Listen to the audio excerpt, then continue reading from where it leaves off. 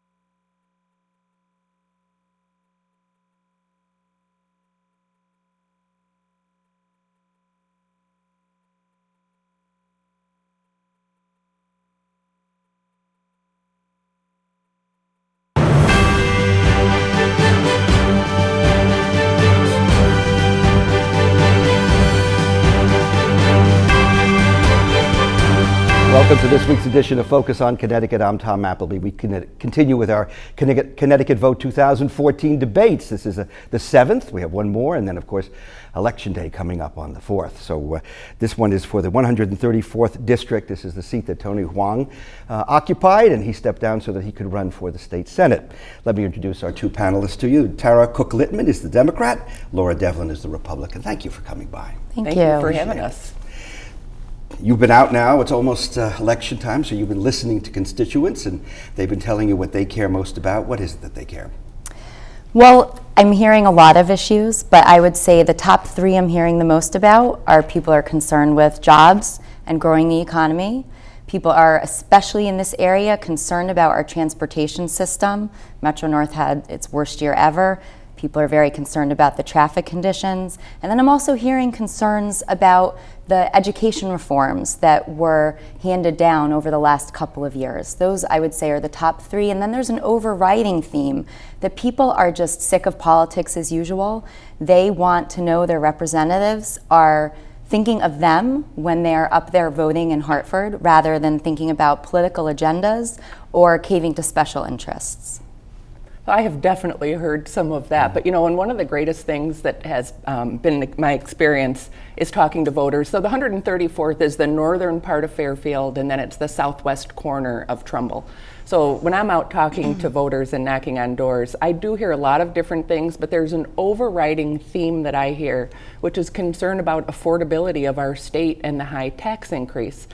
The high rate of taxation. So the $1.8 billion tax increase that Governor Malloy put in 2011 has really had an impact. Not only did it hike our income tax rates, it was retroactive, so you might remember that September. Our paychecks were quite a bit less when there was that reach back to grab the rest, and our sales taxes also increased and also were expanded. So people are really feeling that squeeze, and I think that also gives some credence to that statistic that half of our state residents would leave if they could, and so I really hope to work and turn that around.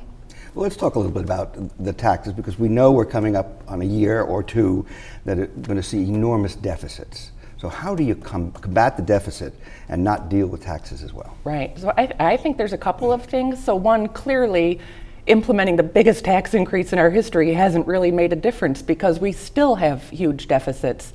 And I think it goes back to some fundamental principles of budgeting at the state level, like we do at home at our kitchen tables, right? So don't spend more than what you make, and don't borrow more than you can afford to pay back. So still, we can't necessarily save our way to success. I think we also need to focus on growing the economy. And the biggest way that we can do that is support companies to come, and for those that are also here to stay and to grow. Because when they bring jobs, that will bring added revenue, and it will really help turn our economy around. So you're sitting in the House for the first time and come the next year, and you're being asked to vote on how to handle this budget. Sure. What do you do? Well, I think that we first have to think about, what are taxpayers saying? They really want to make sure that they're being taxed fairly and that their government is spending their money wisely. And when it comes time to budget, we need to look at this from a bigger perspective. Currently, actually, there is a nonpartisan panel that's been set up in Hartford that I intend to follow. It's set up with professionals in tax law, accountants who are going to study the current taxes in Connecticut and come up with a way to ease the burden on taxpayers. And I am really looking forward to hearing what comes out of that panel. Now, the key for legislators is going to be to make sure that politics doesn't get in the way of doing what's best for taxpayers, and that the legislature should take the recommendations very seriously and hopefully implement. So that's number one. And then number two, I believe in citizen watchdogs. So the only way we can keep our government responsible to us is to make sure that there's complete transparency in where their money is going. So Connecticut has already set up a website. There needs to be more work done on this, that there's a one-stop, one-click way of figuring out how your money's being spent. In today's world of technology, there's no reason that Connecticut shouldn't be providing that to taxpayers. And then also, we need to really move to a system where there's responsibility in terms of how we're spending. And you look at the results, how a service is doing, how a department is doing, and you tie that to the spending so that if something is successful, you continue to spend there. But we need to look at this across the board. Everything should be on the chopping block. Nothing can escape being reviewed this way. And then finally, the tax that I actually hear the most about is property taxes. Property taxes impact everyone from families, individuals, and business owners. And right now, property taxes are skyrocketing in Connecticut for two reasons. The education costs are not being covered by the state government, and two, the state legislators are handing down unfunded mandates that then the municipalities have no choice but to raise property taxes. So I really believe that property tax reform needs to be one of our number one priorities. And I know there's a lot of talk in this in Hartford right now about ensuring that we cut enough state taxes overall so that the state can then prioritize education funding and take the burden off of local taxpayers. We all know that every year there are these debates in town where it pits seniors against young families and community against community, and it's just not healthy. You want to follow up? Well, there was a lot there, but I think from helping local municipalities, so I am a local elected official in Fairfield. I was first elected to our Board of Assessment Appeals, and now I'm serving my first term on Fairfield's RTM. So I know what it's like to have to go through a budget and look line by line and make some very hard choices. And you really need to do that, listening to all your constituents, not just the loudest voices, but all of the voices. And to balance that affordability with keeping your communities desirable. Same thing at a state level, right? Keep it affordable and keep it desirable. Property taxes, that clearly is the biggest revenue generator for our local communities. And I think one of the biggest things that could be done to help that is if the governor and the legislature would reinstate the municipal revenue sharing program that they had eliminated, which really provided some relief to local communities. Well, I would just say that Ms. Devlin and I are both in Fairfield, and there was a very big budget issue this past year where people were concerned property taxes were going to skyrocket. And my opponent did vote to cut the education budget, as well as the transportation budget and the library budget. I could go on, but the thing here is that you need to balance affordability with services you're providing. And I think that when it comes down to it, it saved the average taxpayer something like $40 per year. And this was a budget that had been passed by a bipartisan Board of Selectmen and a bipartisan Board of Finance. And then the RTM further made budget cuts that really showed no savings to the taxpayer, but severely hurt our schools. And now, again, kicking the can down the road for improving our roads. And we all know that transportation is something that is so critical to our state's survival. If we're going to attract new job opportunities in Connecticut, we need to have the transportation system and the infrastructure in place to support new jobs and new businesses so that folks can get to their jobs. So let me set the record straight there. So within Fairfield, our most recent budget, I'm really proud of the budget vote that went through. And there is this talk that if budget goes through the Board of Selectmen, it goes through the Board of Finance. Why should the RTM do anything? Well, that is our responsibility. And that's why I was elected to represent the district that I do represent. And I voted the way that they wanted me to vote. So we didn't, there's some mischaracterizations there. Actually, within Fairfield, our education budget increased $4.5 million over the prior year. It was a 3% increase over the prior year. And the superintendent of schools also said it would have absolutely minimal impact on anything in the classrooms. Everybody cares that we have really solid, great school systems, and we do in Fairfield and in Trumbull. We increased public safety by almost 6%, and that increase was really dedicated to school security. So there's a lot of focus there. One of the big wild cards, and as a legislature you have to look at the full picture, is our long-term liabilities. There was an unexpected spike of 10%. So, you have to, again, do that balance of affordability and desirability. It's the first time in 5 years we were able to keep a tax increase below 2% in our community. And that's really significant. Over the past few years, the votes that have gone through by the Republican-led caucus in the RTM have saved taxpayers over $500. So I'm very proud of that vote. And as a legislature, it just shows one of those difficult, hard decisions you need to make to balance the appropriate investments and increases while still ensuring affordability for our residents. We raised the issue of cost of education. Let's talk about content a little bit. Sure. People are concerned about that. Educators are concerned about what they're being asked to do. What's your stance on that? Well, knocking doors over the summer was such a privilege because so many teachers were home to speak to, and I'm a mom of 3 young children, ages 11, 9, and 7. So I'm seeing firsthand in the schools what these reforms have done. People are very quick to attack Common Core and the SBAC tests, and I'm not saying that we need to throw it all out, but we do need to take a serious look at how these reforms were implemented. Teachers, parents, and administrators were never consulted as to whether this was what was best for our children or if this was feasible in the time frame that the state legislature and the governor wanted to roll this out in. And what I'm hearing and seeing is that the rollout was done very poorly, and it was done too quickly, and again, without bringing the stakeholders in. The other issue I really have is these SBAC tests, right? Starting with No Child Left Behind and then Race to the Top. We're starting to see this push for these high stakes testing, and that's not how kids learn, and it's certainly not how teachers should be evaluated. Supposedly with these new reforms, teachers are going to be evaluated based on student results, and that is not a good indicator of how teachers are teaching in the classroom or necessarily how students are doing. We know that all students test differently and students also learn differently. And I fear that we're moving away from a child-centered education system and doing what's best for our children to this high-stakes testing, results-based system that I really don't think is the right direction. Yeah.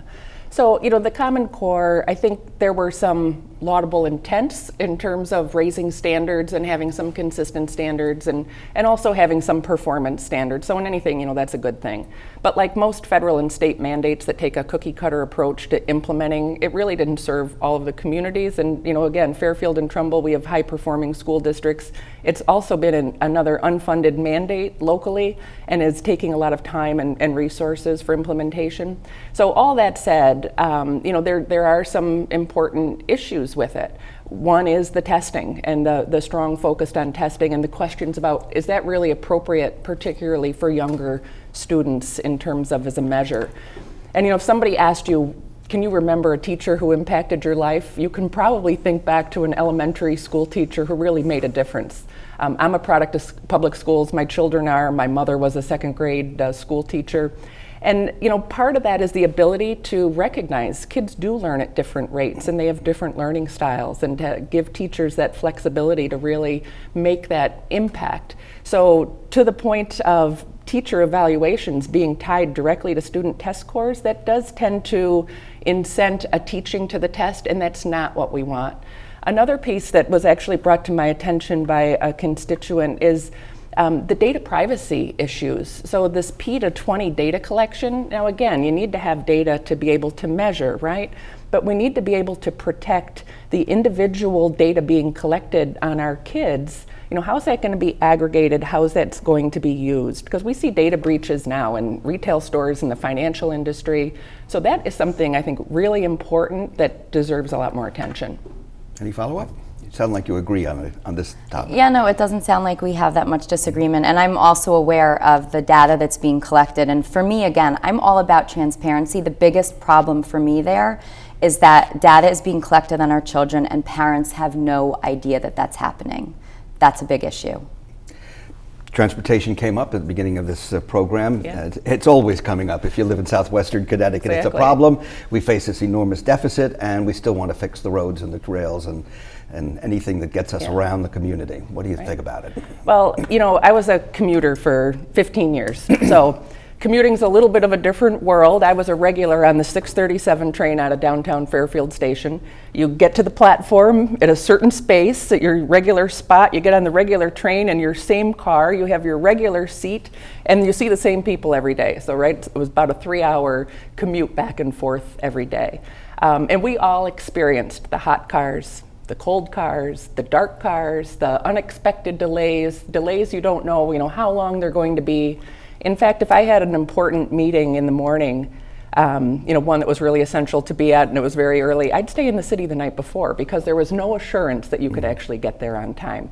So it absolutely is a problem, and for rails that we provide a safe, reliable, and consistent, rail system.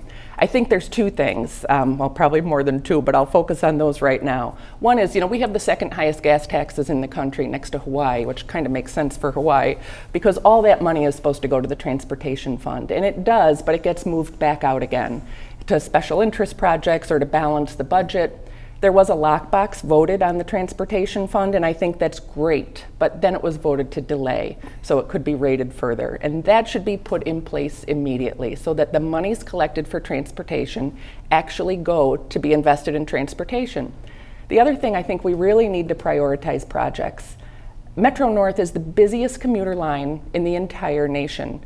Our roads are incredibly congested. And in fact, in Fairfield County, we're really sort of the economic engine for the state. We contribute half the tax money to the state, but we get so little back. So, projects like the 9-mile high-speed bus lane between New Britain and Hartford, that cost almost $800,000, over $500 million. And I'm not sure who's exactly riding that bus between New Britain and Hartford. But besides the cost, and part of it was federal money, the rest was state money and state people, time, resources, and attention. And you and I are going to pay 75% of the operating costs going forward.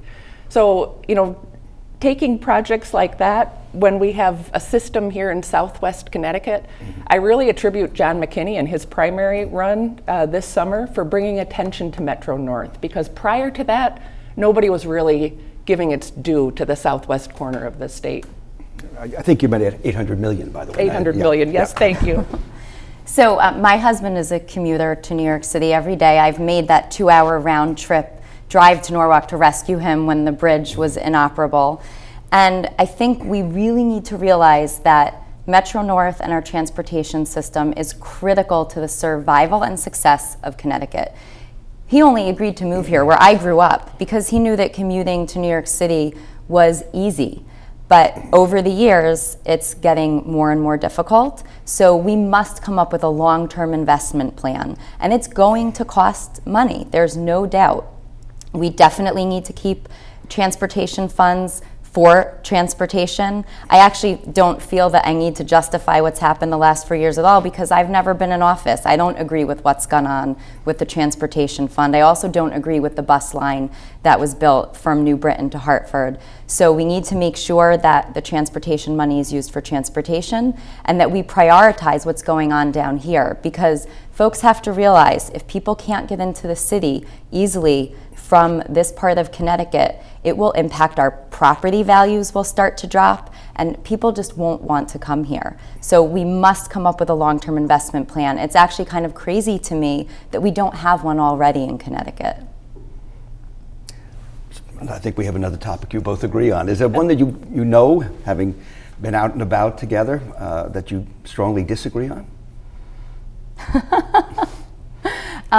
Well, how about minimum wage? There was actually, we could talk about minimum wage, but I was going to mention that there was a contrast piece actually done on us recently that had to do with many of the issues, and one where I saw some disagreement had to do with the gun safety laws that have been passed in Connecticut over the last couple of years. I would not support any rollbacks, and I know that my opponent was quoted as stating that she would support the law and doesn't support rollbacks, but I believe the quote, and she can correct me if I'm wrong, was something about she would support improvements to make the law more fair to gun owners, and I would not look to see any changes to the current law right now, and I think improvements is just another way of saying that she doesn't completely support that law. Well, you know, I'll always straighten you out. So on the gun law, absolutely. You know, what happened in Newtown was horrific. There is no words to describe it. And as a mother, it's unfathomable. You know, our hearts, of course, will always go out to the people that were so touched, directly and indirectly. I totally support the gun law, but you know what happened at that time, it was a very, very emotional time, and rightly so. And the gun law that was put in place was really rushed to be put in place immediately. And anytime legislation is rushed like that, there's going to be sort of issues with it. That law's already been amended multiple times, and that's what I'm talking about. For example, the rifle that's used in the Olympic Games, the pistol, was one of the banned weapons that was identified. So my point is that, you know, when legislation is rushed, we really need to look at it and ensure that it is right, and there aren't unintended consequences, and there had been in that bill. So that's what I was referring to. Well, I actually take exception with the fact that it was rushed. That was a bipartisan effort that took probably thousands of hours of work by the legislators to pass that law. I was actually up in Hartford advocating for a different law that year, so I was very much watching what was going on, and Hartford stood still while those legislators were trying to figure out that gun law. So I would not use the term rushed at all. I think it was a carefully thought out bipartisan effort to pass gun safety legislation. Talk about thousands of hours spent on legislation. Healthcare took years and years. Yeah. What's your stance on our current law? You know, it's interesting is, you know, I've been talking to voters for months now, and it's only been recently that healthcare has kind of been mentioned, and I think that's probably because we've sort of entered the enrollment time period, so it's more top of mind. You know, there were, again, some laudable intentions of Obamacare, which was to provide access to insurance coverage to those that didn't have it, ensure that pre-existing conditions weren't an exclusion for coverage and portability. But there were a couple key promises that really haven't come to light. One being you can keep your doctor, and that it would be affordable. What I'm hearing from voters is that Affordable Care Act isn't quite so affordable. It's the cost that they bring up, and really the requirement for coverage that they don't need. But again, it's a cookie cutter approach from a federal and state mandate that doesn't allow for that kind of flexibility. And it's also been a burden on businesses. So first, it's really important that we do acknowledge that the Affordable Care Act is a federal law, and so there's only so much that state legislators can do. But what I'm understanding from folks is that yes, insurance costs are way too high right now. And while Connecticut unrolled our website in a very good way, and we've actually been used as an example now for other states, I think where we fell short is that we didn't use the exchange to drive down costs. The state has a right to negotiate with insurance companies to keep costs down, but to keep the quality high, and we did not do that. So I think that the next step is for the state to use its power as an insurance purchaser to drive the costs down on the exchange. Any follow-up? You know, I think we agree that the costs are currently too high, and that really needs to be addressed.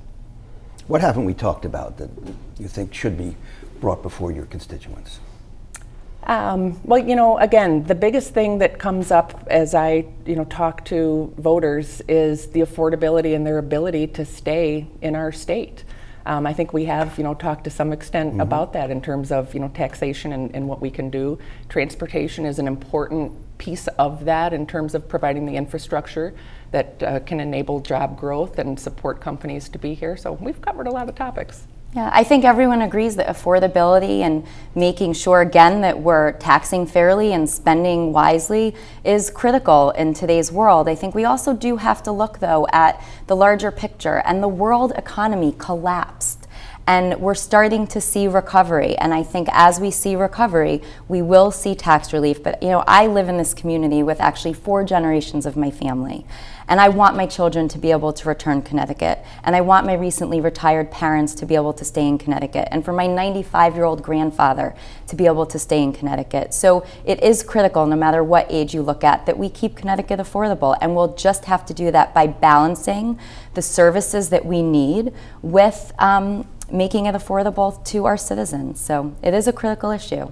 Well, let me get my minimum wage question in, if I can, because businesses say we can't afford to operate in Connecticut for lots of reasons, for the taxes and so on. But here you throw this minimum wage at us, you raise it to highest in the nation. What are you thinking? Well, first, I think the entire nation is going to follow Connecticut, and I do support the minimum wage increase. I think that anyone who works 40 hours a week should be able to earn a livable wage and be able to feed their family and house their family, and currently the minimum wage does not allow for that. So I do understand that some smaller businesses believe that it's going to be a burden on them, but I think that as we've seen minimum wage increases in past years, businesses are always able to meet it, and it also infuses money into the economy as more people who are working these 40-hour a week jobs and finally making a living that can sustain them, they then infuse money back into the economy.